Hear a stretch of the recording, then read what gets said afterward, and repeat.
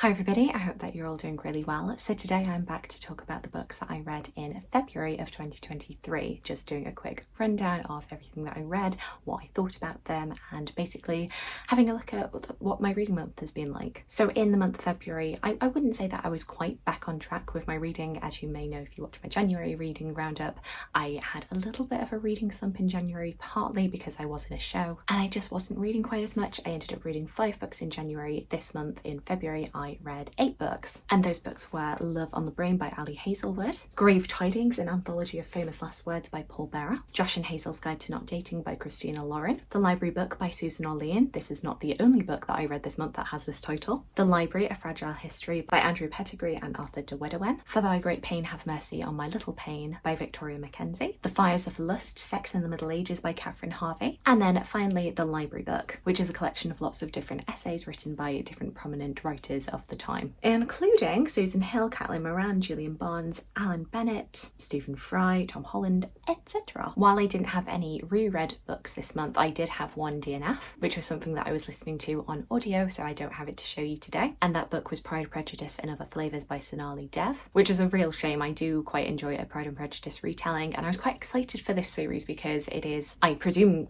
going to be modern retellings of all 6 of Jane Austen's novels, but unfortunately I just did not get on board with this first book. I didn't find the characters particularly interesting or the modern setting, and I found it was just way too info dumpy. There was so much exposition in this book all the way through. I think I got around about like a half of the way through the book and it was still going, so much exposition rather than like characters actually interacting with each other, that I just got a bit bored and I got very frustrated with it, and it was just, like I say, just so much exposition that it was distracting. So yeah, writing style not for me. I ended up putting this book down, and I will say I gave it a good go. I tried multiple times with this book during February and I just was getting nowhere, so I think it's safe to say that this one's not for me. In terms of my star rating breakdown this month, had books that were fairly across the board this month. I had one book at 2.5 stars, which was Grave Tidings, one book at 2.75 stars, which was For Thy Great Pain Have Mercy on My Little Pain, 2 books were at 3 stars, hilariously both of them were the 2 library books, 2 books at 3.25 stars, The Fires of Lust and Josh and Hazel's Guide to Not Dating, 1 book at 3.75 stars, which was The Library, A Fragile History,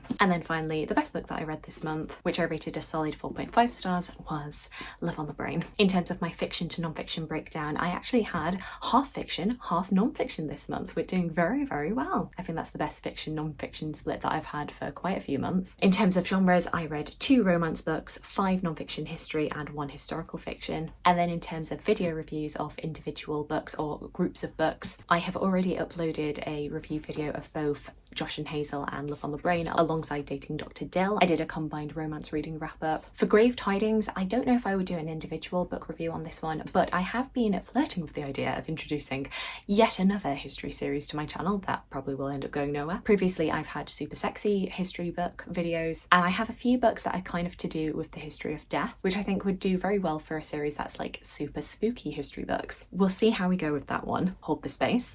And then you might be able to guess from the fact that I read 3 different books that are about libraries that I am very much wanting to do a combined video on all of these books, particularly focused on the idea of whether or not we should romanticize libraries and how all 3 of these books kind of approach that subject. That one is one that I haven't filmed yet. It is to come. The Fires of Lust, once again, like I say, it would probably end up cropping up in a super sexy history books video. Whereas For Thy Great Pain Have Mercy on My Little Pain, I just don't feel like I have a lot of thoughts about this one. It's an interesting one because this is actually not the first book that I've come across that is historical fiction that is talking about the lives of Marjorie Kemp and Julian of Norwich. I know that Revelation by Mary Sharratt, I believe that's the author's name, that is a book that is also about those 2 women. And also I know that there's a book called I, Julian that is going to be coming out in April or May that is about Julian of Norwich. So I don't know if I should wait to see what my reaction is to both of those books. This was just a bit of a meh reading experience for me, so I don't have enough thoughts about this to do a whole in-depth review. So we'll see what I think about those books, whether or not I'm actually interested in picking them up at all. But for right now, I'm not going to be doing a review on this one. And now to have a look at what my TBR is looking like. I started the 1st of February off with 64 books on my TBR, and there was a point during this month where my TBR got down to about 59 books and I was feeling very pleased with myself. But of course, you know, I had had to sabotage myself by buying books, of course, and you'll see the fruits of that labour in an upcoming haul video, I'm sure. But during February, I ended up taking off 2 books from my TBR, just deciding to unhaul them, that I wasn't going to get around to reading them. I read 7 of my already owned TBR, but then I bought or received 9 books, which brings my TBR total back up to 64. So, not best pleased about that one. You know, I'm glad that my TBR hasn't gotten any bigger, but I was wanting to whittle it down. And considering that it is my birthday in March, I don't know if I'm going to do such a great job at being able to whittle it down anymore. But we're going to try, fingers crossed. I thought lastly I should also talk about what I'm currently reading. I'm filming this on the 2nd of March, so mainly the books that I'm thinking about reading are to do with the Herstory-a-thon, which if you haven't checked out, if you've not joined, please do. We would love to have you. Details about that in the description. However, a non-Herstory-a-thon book that I am currently reading because I was reading it in February and I was enjoying it, I'm halfway through it and I don't want to put it down and have to wait until April to finish it,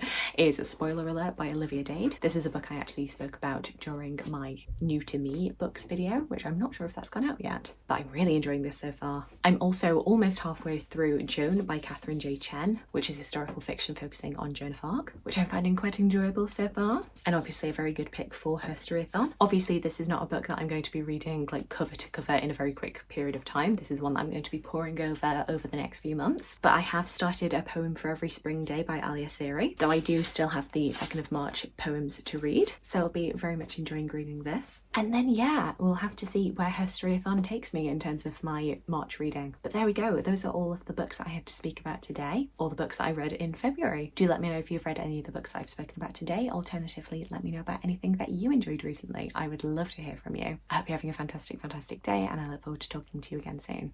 Thanks. Bye.